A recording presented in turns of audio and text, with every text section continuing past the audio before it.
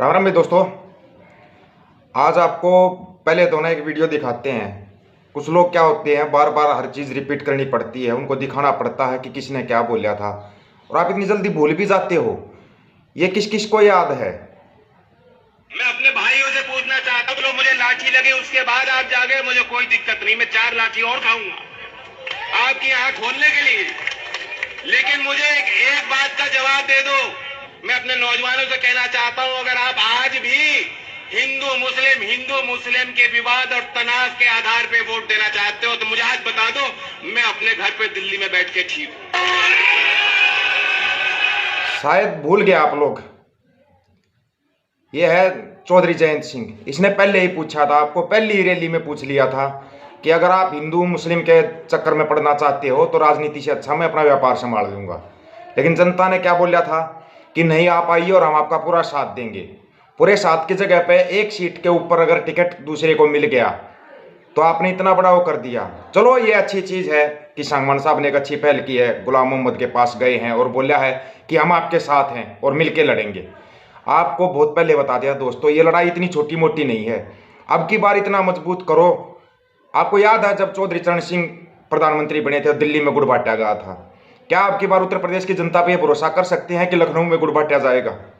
आप एक बार इतना मजबूत तो करिए। एक बार जितनी सीट मिली उतनी सीटें जिताइए अपने भाई, अपने बेटे चौधरी जयंत को। कल उनकी आंखों में पानी था और आंखों में पानी आने के बाद उन्होंने एक ही बात बोली थी कि अपने बेटे की इतनी अग्नि परीक्षा मत लो। वो आप लोगों के ऊपर इतना भरोसा करते हुए अपना सब कुछ छोड़ के और आप लोगों के साथ लगा हुआ है। वो और लाठियां खाने के लिए तैयार है। किसके लिए? आपके लिए। अगर वो भी चाहे तो और नेताओं की तरह आराम से एसी रूम में बैठ के वहां से बयानबाजी कर सकता था, लेकिन आपके लिए वो ग्राउंड के ऊपर उतरे, लाठियां खाने के लिए फिर भी तैयार हैं। और आप छोटी सी उसके अंदर जो बीजेपी आईटी सेल ने चलाया उसके अंदर इतने गुम हो गए कि अपने भाई का विरोध करने लगे। यही तो इनकी चाल है, भाई को भाई से लड़ाना। और एक चीज जो आप हमेशा कहते आए हैं, अपना हरियाणा में भी बोलते हैं, उत्तर प्रदेश में भी बोलते हैं कि चौधरी साहब दल बदलू, बार बार दल बदलते रहते थे। वो किसके लिए दल बदलते थे और क्यों बदलते थे ये भी सबको पता है। नहीं पता तो सुन लीजिए उनके दल बदलने का कारण क्या था, कुछ चौधरी साहब के मुंह से। छोटी सी बात, मैंने मिल मालिकों से कहा किसान को मुफ्त में चीनी देनी पड़ेगी। एक साल भी मैं गायब हो गया, आपकी चीनी भी गायब हो गई। कृषि मंत्री बना, सूखे में 2 एकड़ के किसान को सब्सिडी मिलती थी।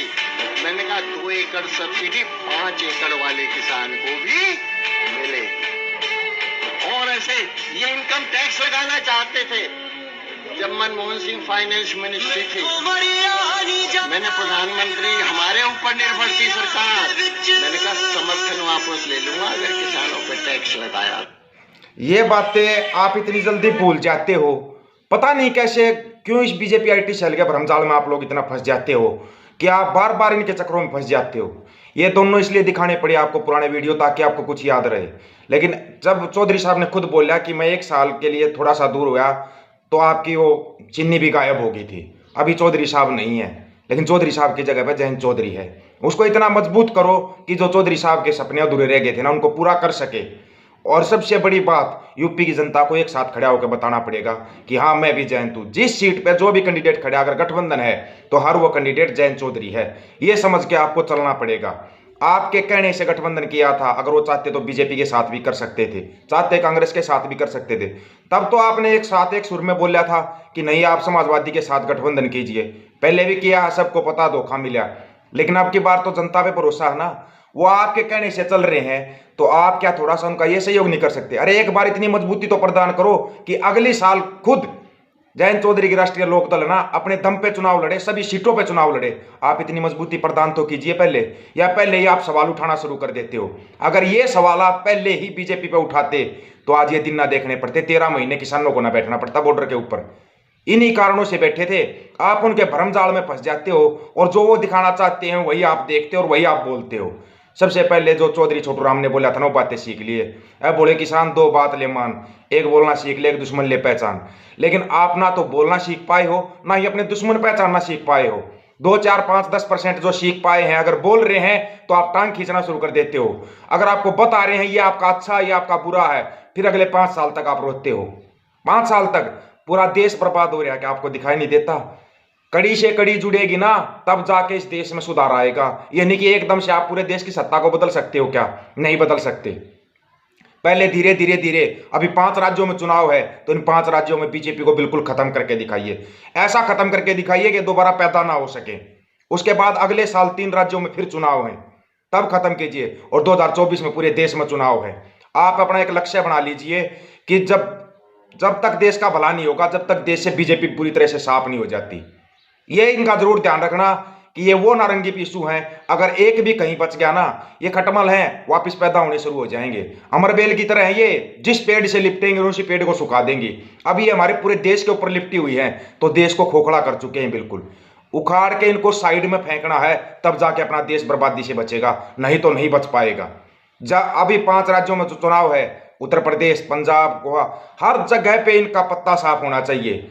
साउथ में पढ़े लिखे लोग क्यों बोले जाते हैं पता है? वहां पर ये पैर नहीं जमा सकते अपने, वो इनको पहले ही समझ जाते हैं। क्या हमारे यहाँ पढ़े लिखे नहीं है क्या? लेकिन हम क्या करते हैं, जो हमारे को दिखता बस उसी पे बोलना शुरू कर देते हैं। इन चीजों में आपको सुधार करना पड़ेगा। आपके जो भाई आपके लिए आवाज उठा रहे हैं, दिन रात कर रहे हैं, उनका सहयोग कीजिए। नहीं सहयोग कर सकते तो कम से कम टांग मत खींचिए। जो आप टांग खींच रहे हो ना, जो नकली आईडी बना के करती बीजेपी है, नाम आप लोगों का होता है। जितनी भी इनकी नकली आईडियां हैं, उन सबकी रिपोर्ट मारो और उनको साइड में करो। 135 करोड़ की आबादी, 270 करोड़ सोशल मीडिया पे आइडिया है, इंडिया की है। वो कहां से आ गई वो? ये सब इनका कमाल है।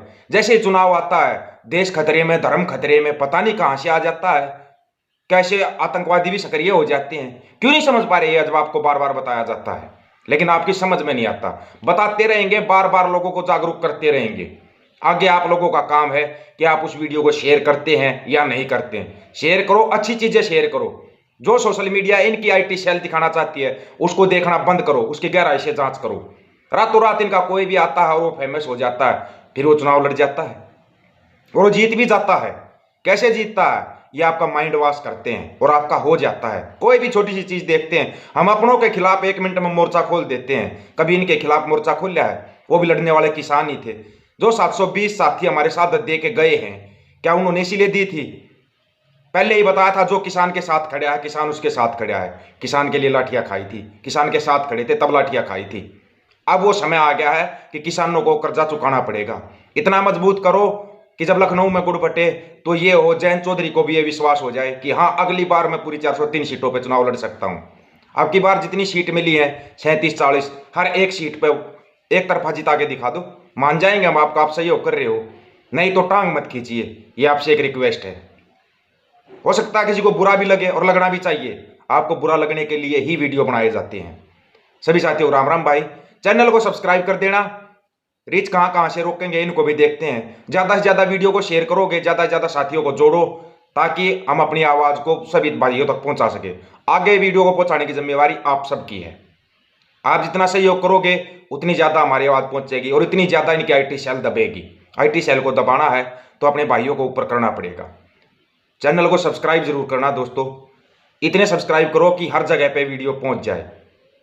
जितना सब्सक्राइब करोगे, और हाँ, अभी अगर चुनाव यूपी में है तो हमारी आईटी सेल चली यूपी के लिए। हम अपने भाई, अपने बेटे, अपने दोस्त जयंत चौधरी के साथ खड़े हैं। कोई साथ छोड़ो, कौन साथ आया कौन नहीं आया ये नहीं देखना, लेकिन हम साथ खड़े हैं ये सोचना है। रूसना मनाना अपना चलता रहता है, ब्याह शादियां में अपने लठ बजते हैं, ये सबको पता है। लेकिन जब भीड़ पड़ी का टाइम आता है ना, तब हम एक हो जाते हैं। और वो एक होने का समय आ गया है, और वो दिखा दो। इन सबको दिखा दो, पूरे देश को दिखा दो कि हम एक कैसे होते हैं। सभी साथियों को राम राम। चैनल को सब्सक्राइब और वीडियो को शेयर जरूर करना भाई। आपका अपना छोटा भाई दीपक फौजी।